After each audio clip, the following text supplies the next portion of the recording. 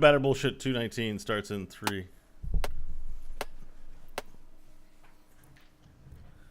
Oh crap! I unplugged myself. Fuck! God damn it! Seems about right. So, I'm a little rusty, you guys. I unplugged my headphones. Can I hear something? Yeah, I'm okay, talking. Perfect. All right, let's start it again. Sorry. Third time's a charm. Hello and welcome back to Good, Bad, or Bullshit, the 219th episode. It's been a little while since you've heard from Bo, that's me, or Michael over there, hi Mike, or Crofton over there, hi Crofton. Hey! And yeah, we've been a little busy with life stuff and had a hard time fitting this in. What with the confluence of me moving and Crofton, I guess, bringing another life into this world, and I don't know what Mike was busy with. I've been ready. You guys. It's been hectic. We haven't done a show since June. It's June this month. Since April, I believe, is the last time we've done an episode. To all you wonderful Patreon supporters, if you didn't get my message, we suspended the Patreon because we weren't producing content. So there's that's happened, and it looked like, for all intents and purposes, that maybe we were pod fading somewhat. But we're back. Here we are. Except I also deleted a ton of stuff, which includes pretty much all my Good, Bad, or Bullshit assets. I only got lucky and saved one project file which contained enough to be able to record an episode. I think I have our intro music. I didn't even check that shit. But we're still pushing along. Oh no, there is the intro music in the project file. Yeah, that's right. I'm good. So, crisis averted. Oh, it's not. Yeah, it's right here. Yeah. That also happened. I deleted all of my music that I've made over the past decade and a half. I deleted all of the Good, Bad, or Bullshit files, all the exclamation mark stuff, a bunch of other crap, some stuff I don't even know yet if it's gone or not. I fortunately stopped it before it destroyed everything. It was interesting because I was there, I think, when it was happening, and I thought I was going to witness Bo have a nervous breakdown on the spot. I was rushing. I was rushing to put I think we were doing GBB maybe or something, wasn't it? I was rushing to put some stuff together, and I accidentally deleted it. Like, I accidentally queued everything up for deletion. You were like, I just emptied your recycling bin full of everything that was important to you. It was lesson learned. I need to be careful about emptying the recycle bin, because sometimes I look at it and I'm like, even if there's one thing in there, I'll be like, oh, I'll just empty it. And so I was like, oh, it looks full. Let me just empty that and move on with my day. And I realized I not only deleted it, but I emptied out my recycle bin. And recovering it, using the software to recover it, was a real hassle. And I didn't get back anything, really. So it was bad. You should follow my rule of thumb, which is never empty the recycle bin. Which is like, life goes on. Makes your computer purr like a kitten. Life goes on, and I've come around on it. But I'm not gonna lie, I was kind of depressed, man. There's songs that I've made that we'll never hear again, that I do not have copies of, that are gone, and that's sad. So I was depressed for a while too. Note, I had another kid. How about that, huh? Congratulations. Yeah, that's the opposite, from destruction to creation. Yeah, ultimate creation, pretty much. Ultimate creation. So yeah, that was the main reason that we haven't been doing shows, and I think that we've all sort of agreed that the weekly show we're not going to be able to sustain right now because we're all too busy. So we're going to be doing shows every 2 weeks, which is good and awesome. I think we all really look forward to this. I definitely do and stuff. So I've been missing it a lot and wanting to get back, just doing adult stuff and talking to adults. Like, because I can't find any, I have to talk to kids and you guys. But yeah, like it's going to be a nice, refreshing change to get back on the horse here and do this. So I'm looking forward to it. The past 2 months of baby rearing, and my daughter Clara was born in mid-April, have been pretty crazy. Like, I won't lie, the 2 kids thing is pretty nuts. Where it used to be like you could kind of pass the kid to the other one and be like, okay, I'm taking a break now. it's my turn, it's my turn to do something and you to take care of kid. Now it's like the idea of a break is you take the other kid, right? So like if baby's crying and driving you insane and you're like, these baby problems are nuts. Here, you take baby, she won't shut up.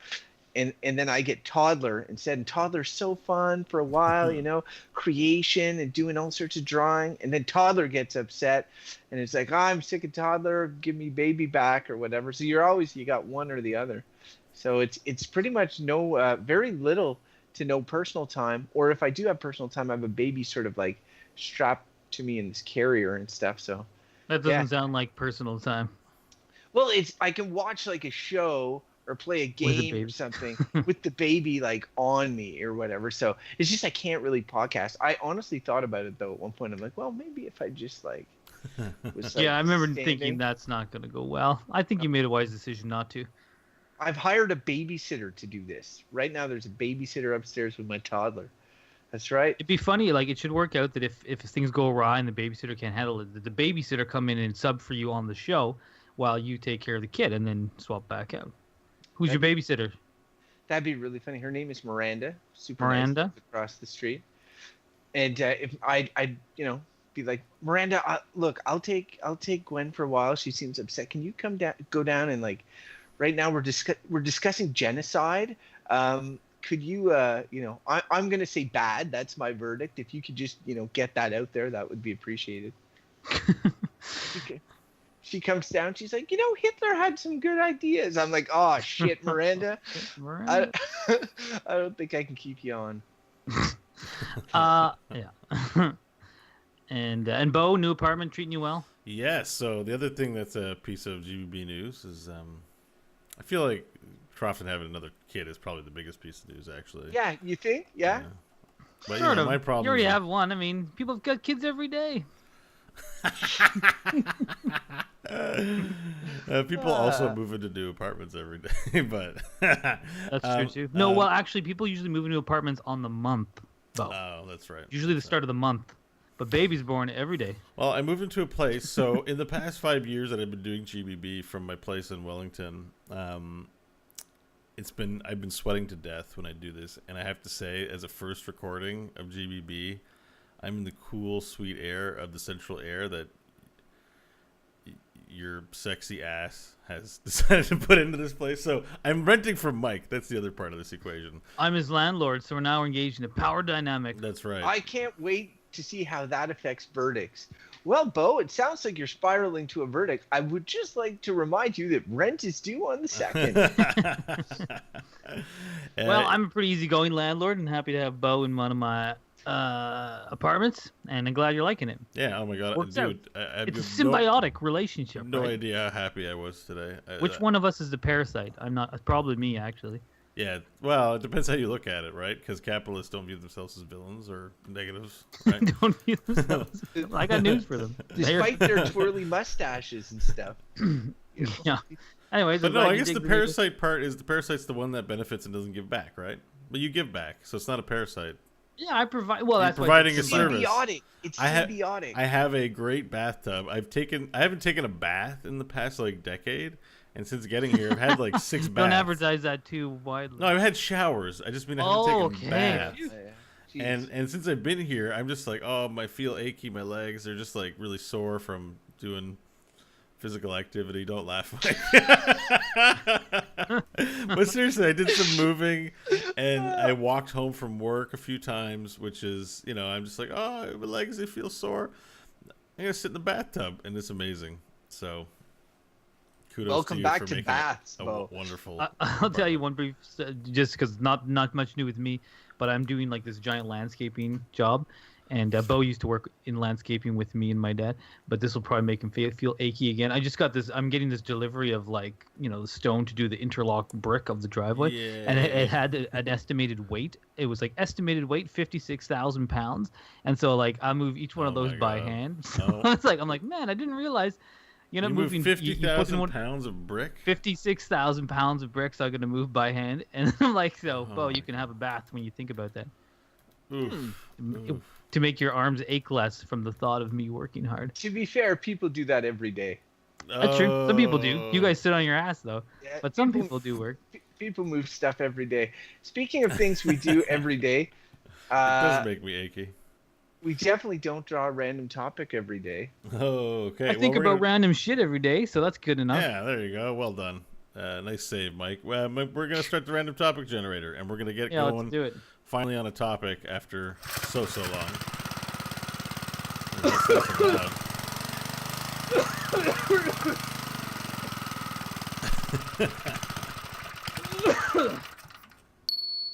Ah, See, when you guys wanted to buy all these, like an electronic random topic generator, and I was like, what if Bo deletes all his assets? We'd lose the random topic generator. It's good we went with a, actual machine. Yeah, I'd say so.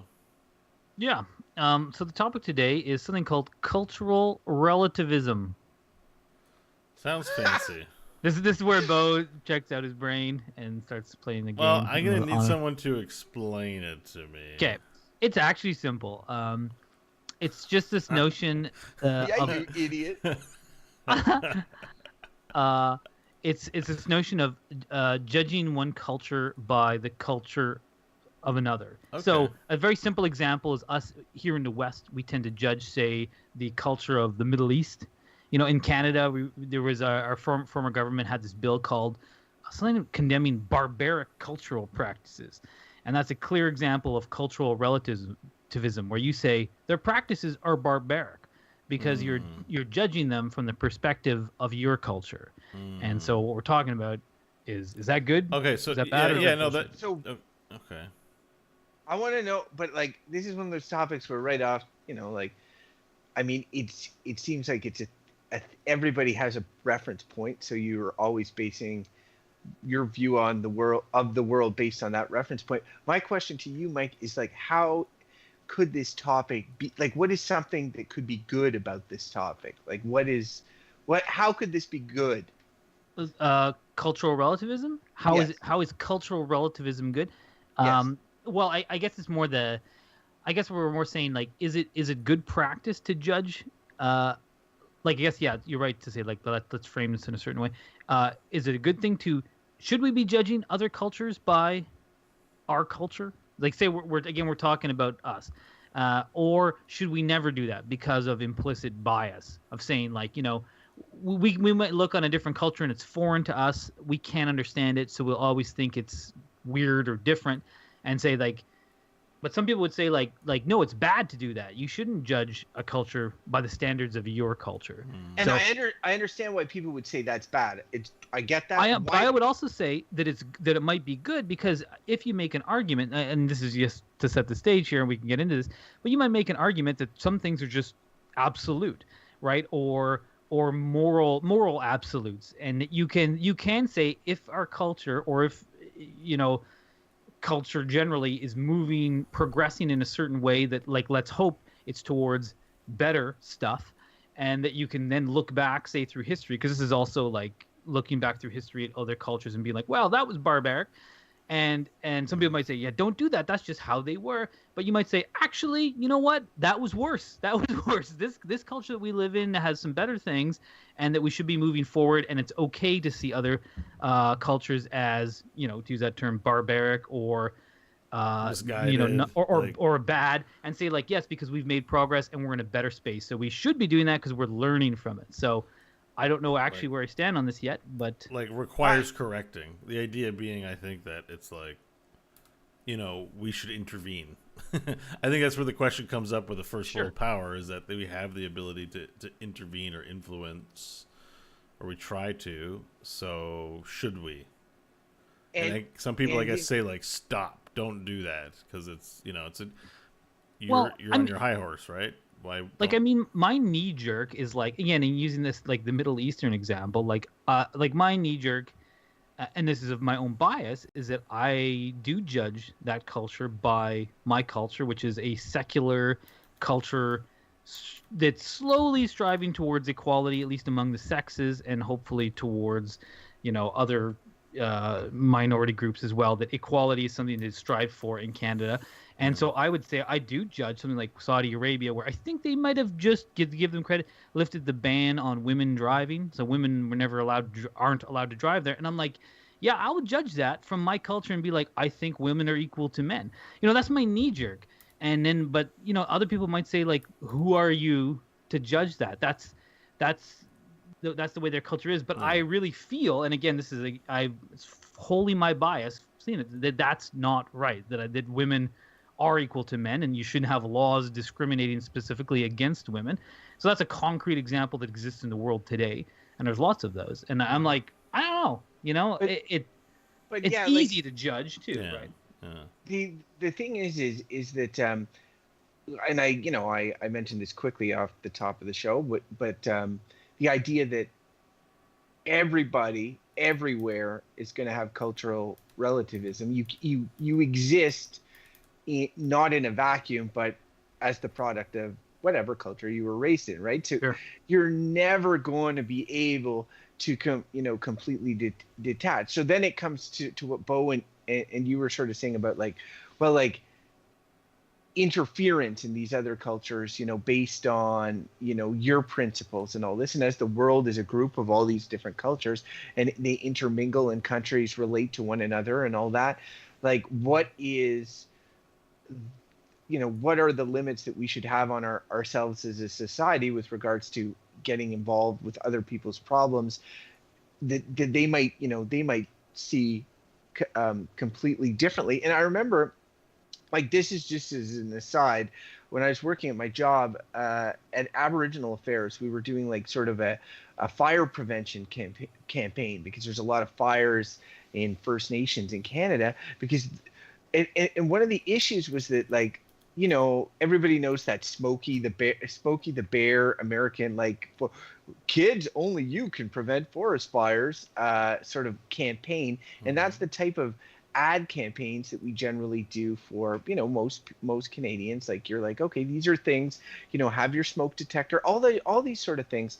But First Nations have a different relationship with fire than the average Canadian did. And so we were talking to them or giving them information, not necessarily like we were speaking to them through our lens and not necessarily through their lens, right? So once we identified that, we were able to sort of adapt a little bit and change things accordingly. And for me, that allowed for a better message. But in that case, it's fairly, like, we're all working together to try to stop fire issues and houses burning down and people dying and all this sort of stuff. When it comes to like international conflicts or people immigrating into another culture, and this is where it gets really sensitive, because a lot of the conversations in Canada we have, or in the States, is about people from other countries coming over and wanting to live in this country. And and they have certain, cultural behaviors, religions, practices, and then they come to this country that has a different set, and how they mesh together, right? And that's where it gets really complicated. Yeah. I mean, it's a tough question, I guess, because you are centered as a person on kind of what you know. Like, it's very uncomfortable to be like, I don't know anything. Is murder bad? Is anything we think is morally wrong actually wrong? It's like we have these codes of conduct for ourselves and for people, and we believe certain things. Like, I think, I've read about the female genital mutilation, and like, I think that's wholly wrong. And like, I know there's someone in this world of billions of people who would say like that's right. That's a right thing to do. And I'm like, is that a bias? And I'm like, maybe, but I don't care because, I don't like it. I disagree with it. Like, there comes a certain point where it's like you admit, yes, I've got a bias, or I was raised in a certain way, so I think a certain way, and that's a good thing, not a bad thing. Yeah, I mean, I guess so. And it's sort of like, where this is easy is where you feel like you can make, easy moral decisions about like what's right and what's wrong. And like, and I think it's like when you go around, you think about things like harm, and being like, okay, if you can, it seems pretty simple to convince anyone maybe that harming others is bad. I mean, there may be arguments that harming others is good. I don't know. It wouldn't be very convincing to a lot of people, and I think that most people could get behind that as a kind of general moral thing which we should strive towards. Don't harm others, you know. And there certainly are examples of cultures where they do harm people for, like, when you think of like you know, and this is encompassed in cultural relativism, but looking at the past too, like say, like, you know, like the Inca Empire or the Aztecs, who like human sacrifice, and it's not just them, there's lots of other ancient civilizations. Human sacrifice was just a pretty commonplace thing. It was just something you did, and something's like en masse, like there'd be hundreds of people be sacrificed if it's a particularly bad like drought year. It's how their worldview worked, that you had to do this in order to change the world. But like, you know, and I can forgive stuff like maybe they didn't understand how you know, how weather patterns worked, or this and that, things that we take a bit for granted now. I get that, but there's still the fact that it's like you're killing people in order to maybe have an outcome, one that you can never verify. I'm like, I think that's, you can, you know, you're judging that I'm judging that culture by the one I live in, where it's like, don't kill people to make it rain, because it's a waste of, it's not going to work, and you're killing someone, you know. But that culture, it was just, that was part of it. And it was like, and a lot of others, you know, early Druids, I think, were big on the human sacrifice. But to judge those cultures, I'm like, is that wrong to judge them? Like, I mean, I think it's forgivable because of lack of knowledge. But I always wonder, like, well, how did these things happen? You know, how did these things start in many of these cultures? And to me, like, they start, there's some root to them. Someone somewhere got the idea, fuck, it's not raining. Why don't I kill this person? And then maybe it'll rain. And then maybe they did kill that person, and then it did rain, and they're like, oh, I figured it out. That's how you make it rain. And you're like, okay, that's you know, maybe that person was like prominent, and then it became, I don't know, enshrining culture, and be like, that's messed up. But at some point, there's a root to these things, and I don't know that I think you can judge it. Not to make this even more complicated, but I would say that if you look at what's going on in the United States right now, and this is all within the same, you know, overarching culture. We're not talking about, say, the United States and Mexico, or the United States and like the Middle East. If you just look at what's going on in the United States, there's essentially two complete mindsets, almost like, you know, you have one that is about, you know, maybe the Democratic one and the Republican one, and they talk about these two Americas, and how their priorities and the way they think, the gun culture versus, you know, say gun control culture, pro life versus pro choice, like all these sort of things, and the way what happened is, and where the conversation is at now, is both sides have strengthened themselves to the point where they are like, no, my moral authority on these issues is absolute. And I, you know, there's a pessimism about how these two sides will, you know, come together to form one country, or to govern properly. And they go and they look for that common ground, and that's where you get up to those, like, well, we can agree that harming people is bad, or we can agree that, like, you try to go up to where there's that point of agreement. But even within these within these existing countries, there's all sorts of you know, groupings, and in the case of the States, it's just completely polarized. And what I guess what I find troubling about that is just from because I'd like to say, like, yes, there are some things that are absolutely wrong, and that, like, I know that they're absolutely wrong. Like, when I hear about something like pedophilia or whatever, I'm just like, that is 100% wrong. If there was some sort of culture or group that endorsed that, I would be like entirely against that. And I think that's in, you know, like in that example, like everybody can pretty much get behind it, that I know. But then you get further and further afield, and there's, you know, eventually somebody who takes issue with it, and you look at the States, and you have people who are like, no, I know that gun ownership, or having a gun and being able to protect your family, that's 100% morally right. You cannot convince me otherwise, and I cannot see anything outside of my bubble. And then you have on the other side somebody who is like, I revile guns. I feel like guns are, there should be no guns in the world, period. And this and that. And there should definitely be controls on guns and all this sort of thing. So like you've got these people that can no longer see. So at one point, it's always better to be able to at least see the other side, right? And that's what's dangerous about cultural relativism, is losing perspective of the humanity of the other side. I think that's a pretty valid and good point, and why this is sort of a messy topic, because I mean, yeah, you have to have understanding. Like earlier I was saying, like, I have sympathy for why various peoples of the past don't know what we know now, and so their decision makings are based on completely different things.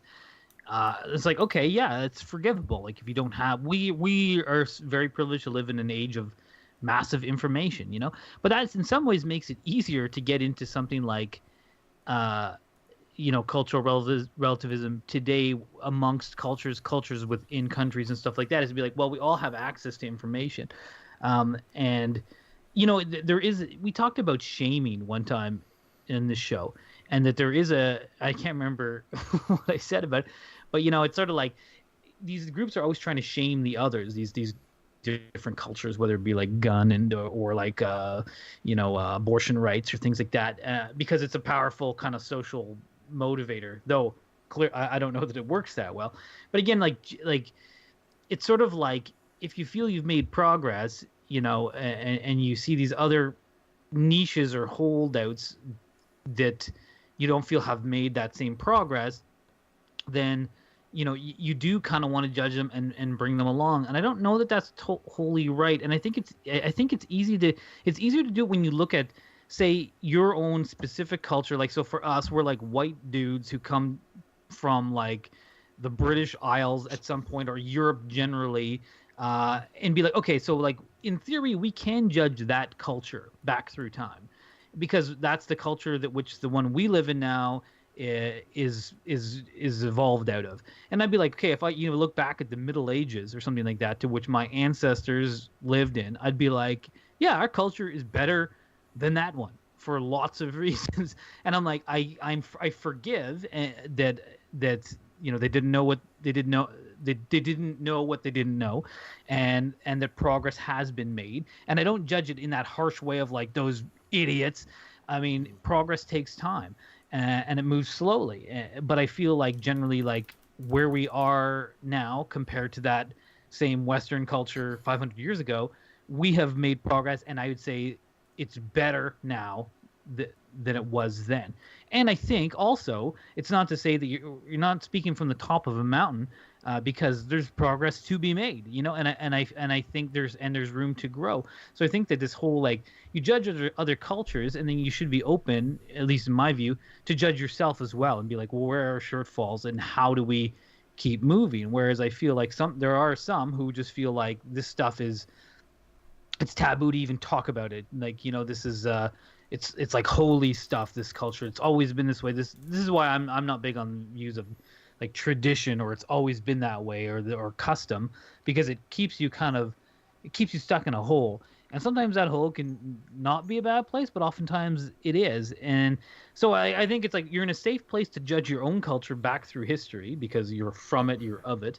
And I don't know that it precludes you from trying to understand that culture as well. Like, I think that you can do both. I think that you can say something like gun rights advocates, like, in a lot of ways, like, I hear some of their arguments, I'm like, yeah, I don't disagree with lots of them, actually, but it's not where I stand. And I think that there are certain key things that I think that they're missing, or that are missing in their lives generally, which maybe lead them to those conclusions. But I don't know, like, because what's the alternative? If one side is you judge other cultures and hope to have either influence over them or persuade somehow to move in the direction which you feel is progress, well, then what's the alternative? You just accept that that's the way that culture is, and that's it. Because then it's like they have then moral authority, and that's not necessarily good either. I mean, there's a real fear in going back to the Muslim example. There's real fear in this country, certainly in the United States, but in this country as well, even among like middle class educated liberals that I've worked with, like small L liberals, who are actually quite terrified about things like Sharia law, and being that as people come into this country, and because we're a democracy and people vote, and if you lose a majority, and someone who, if their culture has not changed, can say, okay, like let's vote in these laws based on archaic religious doctrine. That could happen. That is absolutely within the realm of possibility. And I think so. Cultural relativism is to be like, we live. These are Western values and secular values, and we don't want your religious values to filter into them. And so you either but if you just accept, and again, this is a very difficult conversation that's happening in our country and a lot of Western countries. If you just accept and say, okay, no, we have no judgment of your culture. It's great. It's fine. There's zero judgment. At some point you might be pulled into the fold of that culture, maybe against your will. I mean, that's certainly happened all throughout history as well, that cultures get eaten by other cultures. And I think that you can say pretty concretely that some are better than others. Better in terms of like, is it fair? Is it more fair? Is it more equal? Are people happier? Is there justice in these cultures, more or less, or for all? And so that's why I'm like, this is a very muddy thing, because I do like the idea of accepting people, and I'm not a xenophobe, nor nor do I generally have fear of other cultures. I spent lots of time in a couple of Muslim countries, and I thought they were wonderful places. And I think that the predominant view we have here of them is flawed. But that's not to say that I'm like someone's, that I wouldn't have fears about something like Sharia law taking hold in this country. I don't want that. I'll be honest about that.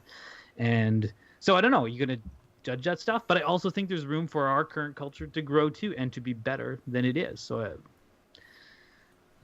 yeah. You said a lot of really really good, intelligent things about that. I'm still trying to wrap my head around.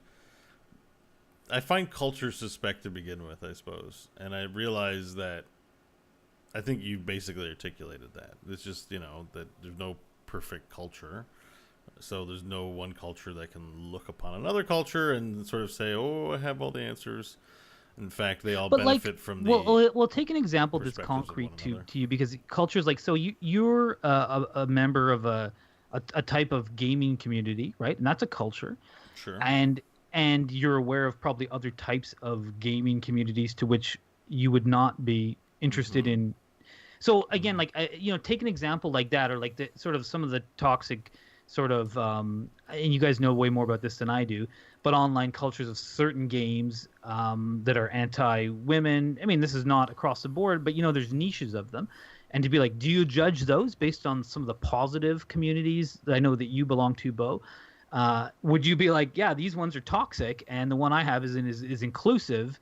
Or are you just like, no, that's all good for them? Like, what's your view on stuff like that? Because that's the same kind of thing. Yeah, I mean, I get where you're trying to go with this, just trying to make it something about my level, but I think the gaming culture is that's all part of the culture, I suppose. Like the fact that the conversation's being had in the anonymity of the internet, and this like firing from cover business.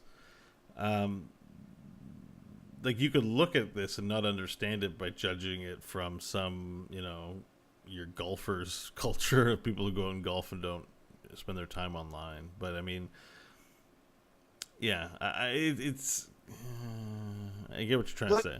I have a question for both of you. This is what I'm struggling with. Okay, like, have either of you guys played Civilization? Mm-hmm. Maybe a very early version. Well, generally the way it works is that there's these sort of goals that you build up this culture, right, in the game, and you have goals like you have like what are the cultural, artistic, military, like there's a set of winning conditions, whatever, that you set, right? Mm-hmm. So that kind of, the inference there is that like cultures are more advanced than one another. Like you have to advance past the other cultures in the game, like to hit that like be the first one to develop, space flight or whatever the goals are. So like bringing it back to the real world, when you've got these countries, let's say like there's a country or community that thinks about medical science in like a spiritual way or whatever, and you coming from our country have actual medicines or have developed medicines that they have like that you're bringing to them that they would never have developed themselves, because your culture is more advanced in terms of medical science, right? Like, and they're like, oh no, like, yeah, my cousin is dying and you could give him this needle and he'd be all right, but like, spiritually, like whatever, we don't do that, like needles are bad or whatever, like, so he's gonna die because that's sort of our culture, even though it's infinitely preventable, right? And then their view of death might be different, and all that sort of stuff as well. Maybe it's not as big a deal. Who knows, right? So like when I play a game like Civilization, it's based on like essentially cultures being more or less advanced than one another. Like you win by being the most advanced, by being the best or whatever. And like I think that there is that mentality. People are like, okay, we're in the best or the most advanced culture because we're the top in all these fields, or we feel we are as compared to others, and therefore we look down on these other cultures. And I understand that comes with problems, for sure.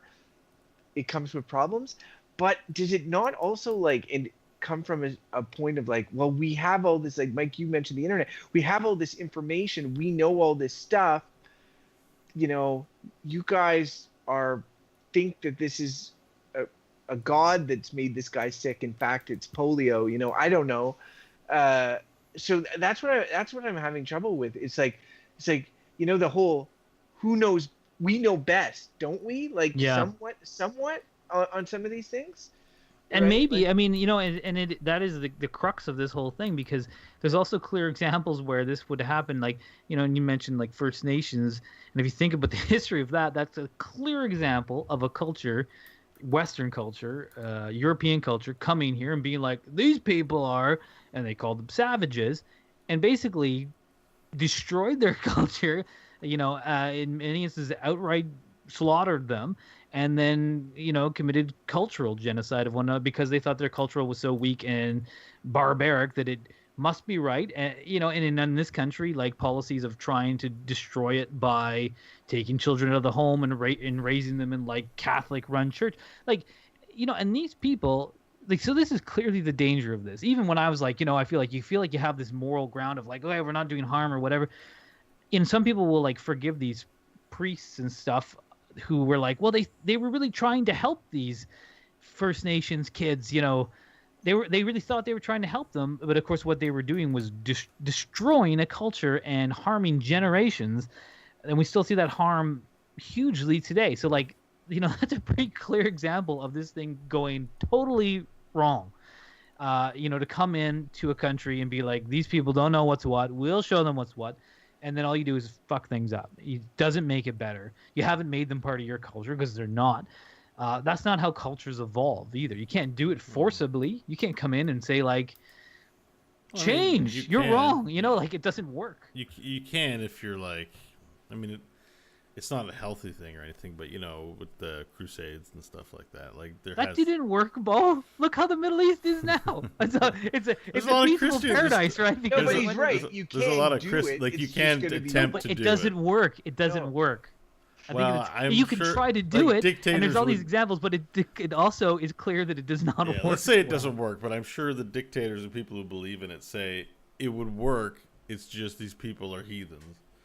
The only way that it works is when you kill all of them and they're gone. And that's not working. That's just being like, That's a back of the box quote from Mike Hodgins right there. You kill them all. The only way it works is if you kill them all and they're gone. Mike Hodgins. Well, then there's no one left to complain.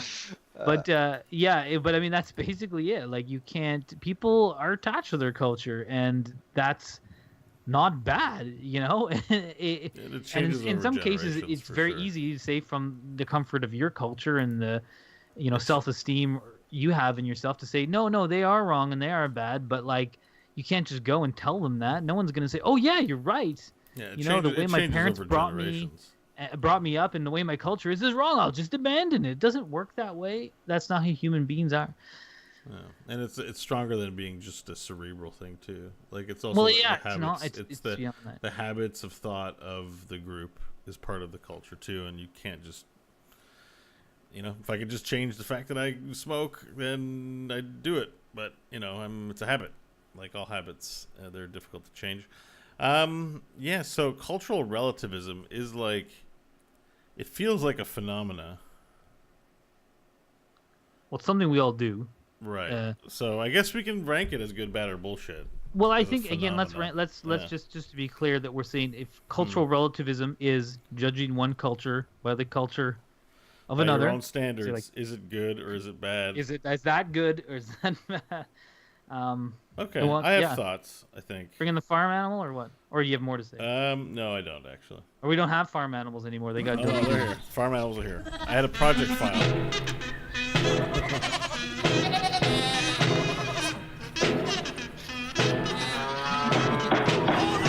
Order, I said. Order in the court. Order in the court. I think I'm gonna go first. I really tried hard to pay attention to what Mike was saying, a lot of it. But I like topics like this because it allows me to work on important aspects of the show. While we do it, I got a bit of an overlay started. For God's sakes, Bo, it's supposed to be a conversation. It is supposed to be a conversation, but cultural relativism, oh boy. I think on the basic surface, if you're just being an idiot like me and you think about cultural relativism, it's just like, it sounds like bias. And it's like the knee-jerk reaction on bias is like, bias is bad. But you got to where you got to with your culture, probably building on not just bad foundations. Like, we came up with a lot of bad examples, but I like to think that the idea of the law and of justice that we've tried to have here. Now, I know we've said bad on lawyers and stuff like that, but we have a cultural disposition for justice. And there's probably good in there, as much as we could criticize and say bad things. And spreading that kind of culture, seems like a good thing. It's like, look, here's how we do it. And you guys should be doing it that way. So I'm judging your culture because you guys just line people up in a firing squad and listen to some guy say, yeah, he's guilty. We think that's bad. I'm actually kind of okay with being biased and being kind of sitting on my high horse, expounding the things I believe in to other cultures. So for that reason, I can't say it's bad. But I do get that we need to be sensitive when it comes to our judgments of other cultures. And I think Mike basically said everything pretty fucking awesome and left no room for the rest of us, even if we did want to say something awesome, because because it was quite good. So I'm going to say that cultural relativism is bullshit. Oh, I'm out of practice. I was too busy talking. There it is. Bullshit. Double bull. Well, we gotta use a lot of sounds because it's been a while since we've been back in the house. Yo, yo, yo. Bullshit. I guess I go next. Yeah, well, it's funny because Bo, you actually said it really succinctly, where you're just like, it just sounds like bias, and bias is bad. I mean, I guess there's a whole broader discussion: is bias bad? I mean, but my knee jerk to that is it probably is, and no, it feels so easy to judge cultures by yours. It's like, yeah, mine's good, theirs bad. That feels easy. That's clearly bias, and I think there's so many. I think if cultures are going to change, they got to do it. It has to happen from within. I don't think it can really happen from without. I think there's clear examples where that goes horribly, horribly wrong. But the difficulty here is that it's such I think it's extremely ingrained in human beings to do this, because not only, like I was talking a lot about judging, say Islamic culture from ours, and I have some negative things to say about it. Well, surely Islamic culture has a lot of negative things to say about my culture, right? Those are their biases. This goes every different way it can go.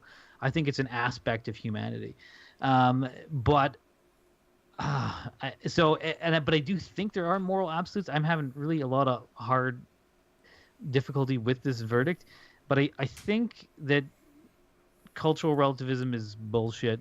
I have to land on there because, yeah, there's part of me that really wants to say that it's just a bad thing because it leads to also a lot of harm, but so do some cultures that exist do a lot of harm. So, and they could learn something from gentler, more peaceable societies. So, yeah, I think it has to land in the middle. Like, and this is a messy topic. Yeah, I mean, I was like, our first episode back. What are we gonna get? It's like cultural, like the freaking National on CBC right now, and I'm like, I wasn't ready for this. It should have been like Speedos or boxer brief. Yeah, exactly. All right, Crofton. That was random. Random's random. This is what we ended up with. Yes.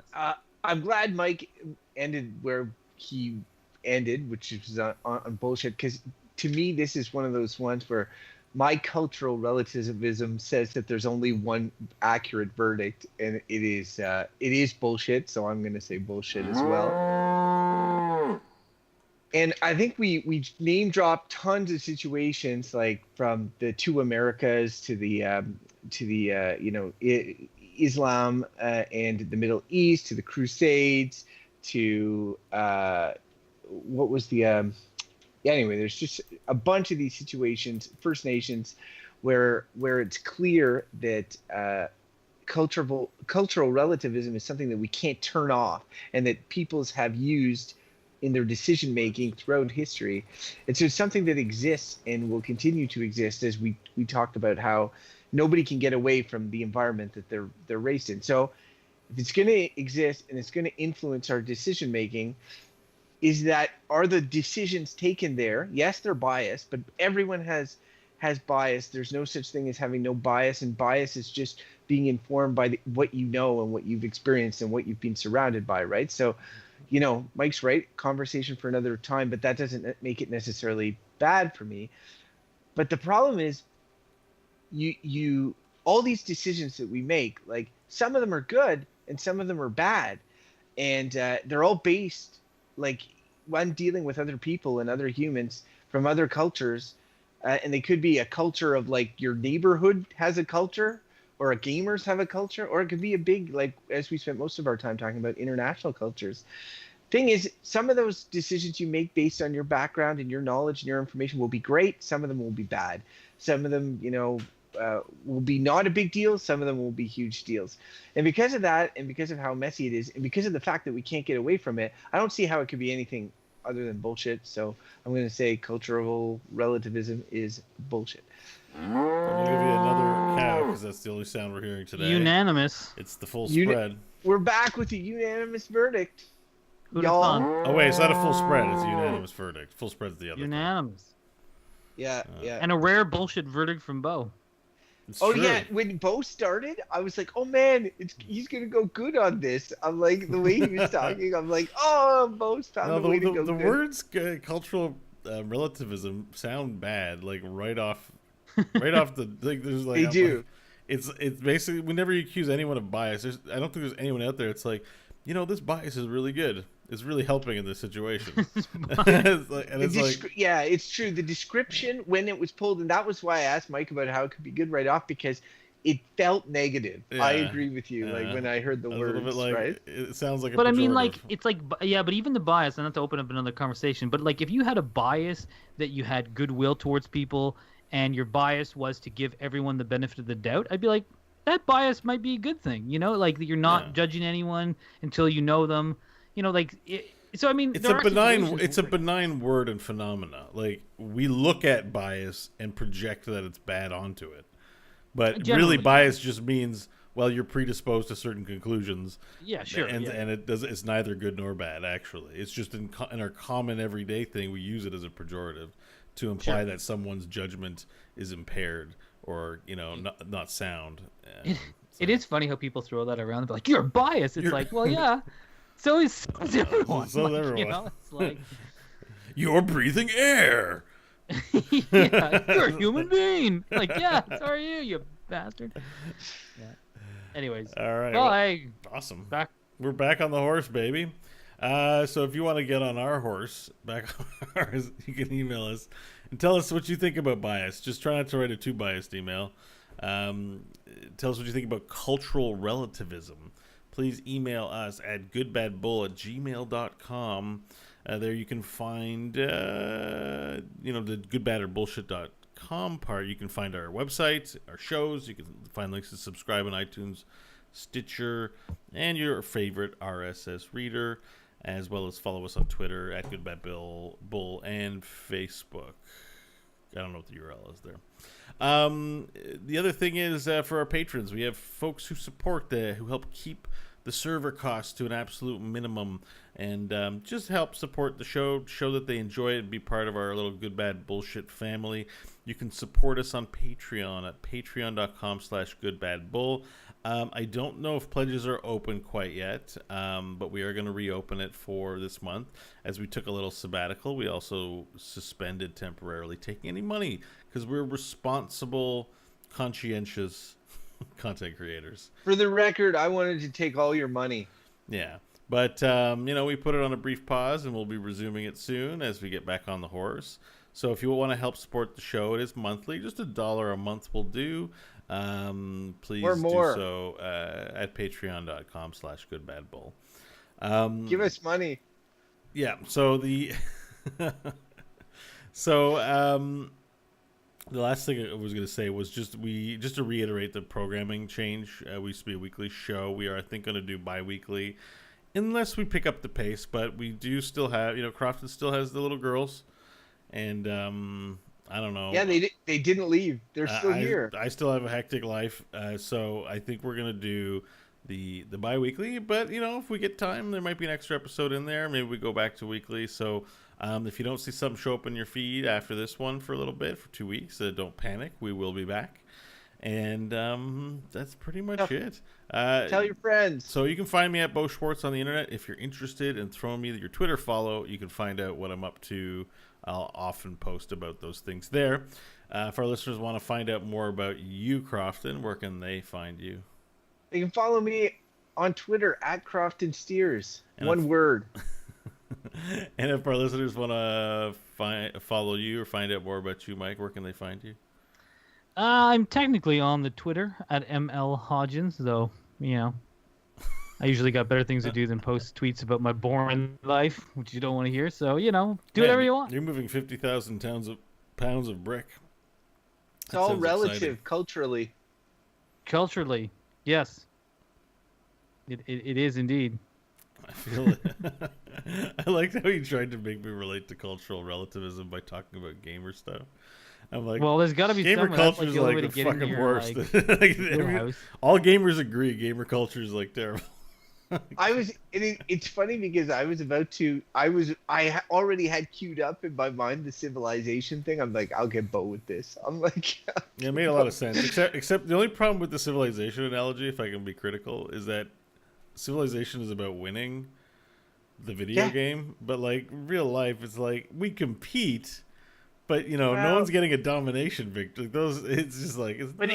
It's not one-to-one. Like people are playing. Like Hitler tried to get a domination victory, and you see it. Trump is trying for like. But he's not winning. Trump is like when your 4-year-old loads up your save game and starts playing your video game. It's like ruins it. It's true. You're like, oh, what has he done? He's alienated all the other countries. I'm at war with everyone, and nobody wants to trade with me. What the hell? It's like in Risk. It's like the U.S. is. It's like with Donald Trump. It's playing a big game of Risk where the U.S. spent all this time kind of like building these allies, massing up like a giant reservoir, a huge army, but it's very friendly, has all these alliances, and is now just like, okay, now's the time. I got a big army. Fuck all you. And it's just like that's what's happening in Risk. It's the turn where it went from just building and let's be neighbors to like let it all roll, and we'll see where the ships land. All of that would have worked with the civilization reference. You didn't need to. I didn't play enough civilizations. But anyway, that's No, it is. It is hilarious. It's almost Have you hilarious how played bad he is as a Civilization? president. Crofton, What? did you play Civilization? I've played 3 Civilization games for a combined total of 6 hours. Yes, you don't know anything about the game either. What? I feel like that's the kind of game I would like if I had the time. You'd totally like Yeah, it. you can totally avoid violence and just build a civilization and Yeah, make it's it- a lot of. it's I fun. just there's just a lot of things to manage or whatever, and it's like those the Warcraft, Starcraft games where you like build build resource armies. management and shit. Yeah, it's like that except much less actiony and more like exploring the or world. no and, like, it could be no action. Like you don't the warring is optional unless oh yeah, it's turn based. That's right. So you play your turn, Yeah. and then they play their. Yeah, right. That's right. Do you So- play it with other people? Like, if we had a game of Civilization, would it be like, we'd all play different Civilization? And because I would never play with Crofton, because for sure he would war on you. Yeah, you'd have to big build up time. some defenses. You can do it online, but it's like it's possible to play online. It's just it takes a bit of time to resolve a game. Yeah, like well, I usually doubt I'm going it's to the do kind it. of Remember, game. It's the kind of game you. 56,000 pounds of brick to move. Yeah, There it's, was this. it's the kind of game you just play and save it and come back to it later. Like you can't play it all in one day, unless I guess you do a quick match. I think that's possible. Well, Yeah. I remember when I was a kid, like there was like, and it was dial-up internet. There was this game, like it was like a World War II game, Panzer Tank or Panzer General or something, and you could email your turns or like mail your turns to another player over dial-up. So you would play a turn, like my This friend says whose play by dad- email too.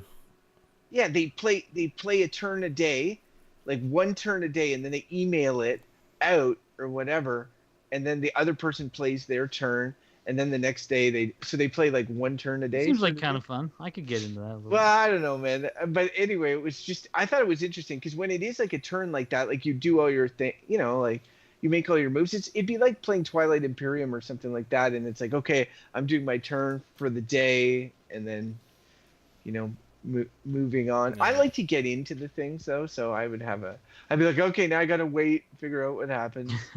Because with the computer in Civilization, it just automates its turn really quickly, and then you get right back into it, right? So if you were playing multiplayer Civilization online, I would be sitting there for like half an hour being like, Hodgins, hurry the fuck up. Like, you're well, that's taking why we forever. play by email. Yeah, god damn it. I think, that'd be, Yeah. Alright. I don't have time for that. I never get to sit down on a computer aside from being at work. Like, this is the most I've been on this chair since the baby's been born. Yep. All right, so I'll let you guys. Are we off the air? Yeah, we're not off obviously. the air. Sorry, I was like entranced by your talking. Let's see where we are. All right, viewers, thanks so much for hanging out. I think it's just you and me. I know we got a lot of people in here. Jawine, hello. Father Dante, a lot of people watching. Really? Yeah. Hey guys. These are D&D dice. Oh, nice. Oh, when are you I'd like to play dungeon some- mastering? So I guess. Oh, are we playing Dungeons and Dragons ever again? I hope so, but Crofton had a baby, so not until it's like 5. Okay. Again, just because I had a baby doesn't mean that you guys Yeah, don't. that's right. That makes sense. No, I want to play with you, Crofton. You're a fun person to play with. It's You always true. need an asshole in your group. Your absence was pretty. What? Your absence was I pretty was- severe. We need someone to keep the action moving forward in an insane psychopathic way. Yeah, no, I definitely do that. That's true. I Remember don't. when you ate the salted pork on the back of the wagon in the lap for no reason other than I the do, cost and drank the ale for that matter. salted pork. But my favorite part with that was that nobody could figure out. Everybody knew because they knew, and they kept trying to investigate, but they couldn't get the rolls. And I always roll a 4. It's like you don't notice anything different about the salted pork. It's like, God damn it! I know you. I know my you. character can't know it. Yeah, no, Yeah, I we mean, haven't that's played the, since April 12th. that's the best. Well, it's been What's like April 12th? It's been 2.5 months since our last D&D session. And I wasn't at that one, right? Yeah. That was actually wait. Clara was born on like April 11th, I think. That's probably why you weren't there. Checks out. So yeah, no, I'm I would love, like, don't get me wrong, love to play D&D. You have no idea, but it's just, I don't see it in the near future. I think that like we're You have a starting to babysitter, do though, right? what? You have a babysitter? Yes. I guess, you know what? Technically, if the babysitter could put Gwen to bed, and we tried once, and it was pretty much a disaster. If the babysitter could put Gwen to bed, I could likely go out because Jesse could do Clara. So we'll look at that. It's just the babysitter can't do both kids, so like Jess and I both, both can't go out and stuff. So, but yeah, I think I'm close to being able to work it out. And honestly, I need it. Like, I need a mental break. I need to get out. What happens when they stay up too late? Pardon? What happens when they stay up too late? Like, rather than put them to bed, you can't. Goes just off let the them... rails. You don't want little kids staying up too late. It goes crazy because then they, like Gwen, for instance, will just go into, like, if she stays up too late, she will go into like this crazy hysterical meltdown that is like, then it can go on for a really, really long time. Where, like, if you can get her fall asleep, like, in the sweet spot, well, then you can avoid that. But once it goes bad, it doesn't go bad that often because we're good about avoiding that. But if it goes bad, like, she will just, like, melt down, run around, like, just make a huge fuss. And, like, I'll try to pick her up, I'll put her in the bed, and she'll just be like it's when she's you don't have a place for her to overtired. If she's overtired, but like, because you have a babysitter, you won't have to deal with it. So could is there a playroom? No. Like, can't she do that till she tires herself out and then just go to bed? Does that work? It doesn't really work like that. It's kind of, and with the baby, it's really tough because then Gwen makes so much noise and keeps the baby up, so like, and that's right. Like, because I was thinking, if you just like leave and let the babysitter stay up all night with them until they sleep of their own volition, then the next morning they sleep in and you can wake up and then you don't have to deal with kids because they're all too tired and sleeping. It seems great. Yeah, it doesn't work. But it doesn't work that bad. way. But, that's why I'm asking, because I'm just curious. Crofton's like, I've tried everything. Fuck you. No, to be honest, like, there's more that we could do, and I've just pushed, for putting Clara to bed, like, a little, like, I now swing her in her car seat, and she'll fall asleep doing that, and I got her to nap upstairs, and she shouldn't be in her car seat that much because it's not great for sleeping in that position, but it really is, like, for naps during the day on the weekend. Instead of having her, like, stuck to me the whole time, like, now now I can do that. So it may mean that in the future I may not even need a babysitter to do this, because if I can put her to sleep and then without having her on me, and then I come to, and Jesse takes Gwen, then I can come down, right? Should be, so already that's a big thing. But the car seat is too heavy for Jesse to do that. She can't. You could get one of those swinging machines. So we got a swinging machine, unfortunately, and this is how annoying babies are. It swings the wrong way for her. Like, so it goes like, she needs to swing like this,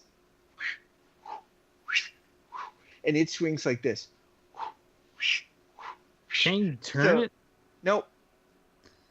It's a one thing. It goes like a certain way. So it's just really, really annoying because it's like she'll just freak out in it, and she's like, ah, and she won't ever.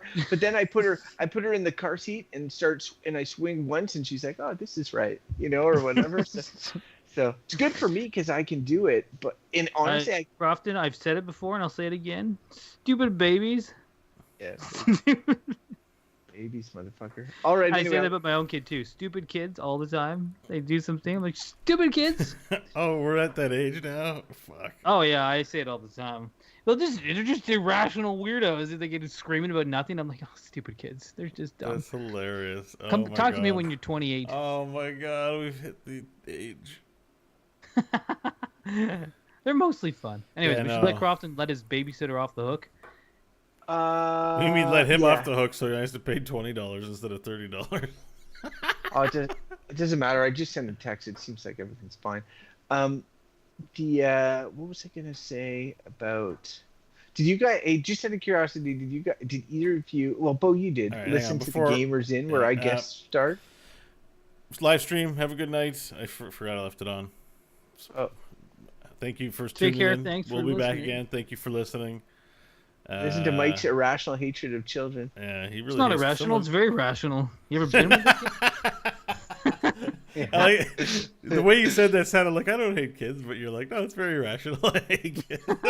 I don't hate them, but when they're dumb, it's rational. All right. Well, thanks for watching, guys. We'll catch you on the next one. More good.